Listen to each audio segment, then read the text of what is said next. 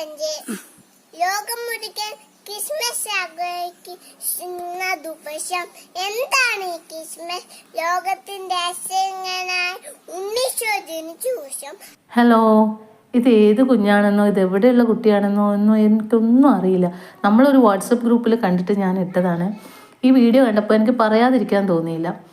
ആ കുഞ്ഞു വാവ അത് സംസാരിച്ച് പഠിക്കുന്നേ ഉള്ളൂ, അക്ഷരം പോലും ആയിട്ടില്ലാത്തൊരു പ്രായം.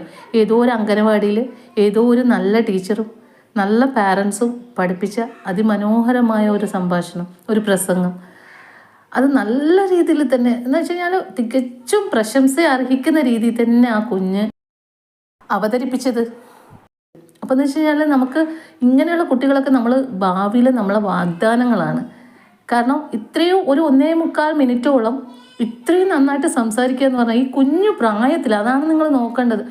അതിന് ഒരു 3 വയസ്സ്, 2.5, 3 വയസ്സ് അതിനുള്ളിൽ ഉണ്ടാവുമായിരിക്കും.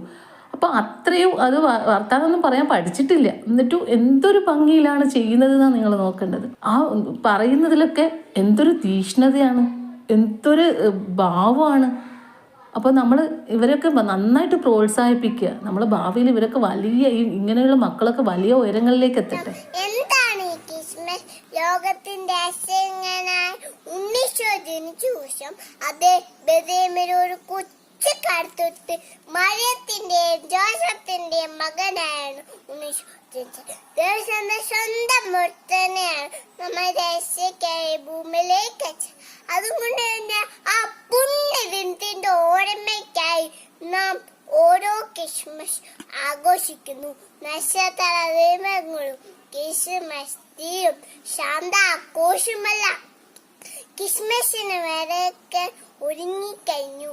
വർഷങ്ങൾക്ക് മുമ്പ് മഞ്ഞു വീണ ബെത്ലഹേമില് കുഞ്ചെരുവിൽ മരങ്ങന്മാർ ഏറ്റുപാടി. ദൈവത്തിന് മാത്രം ഭൂമിയിൽ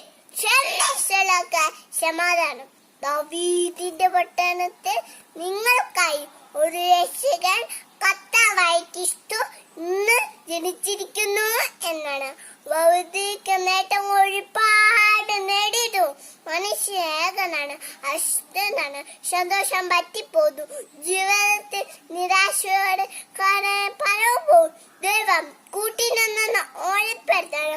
ഓരോ ക്രിസ്മസ് ആഘോഷങ്ങൾ നഷ്ടപ്പെട്ടോണ്ടിരിക്കുക.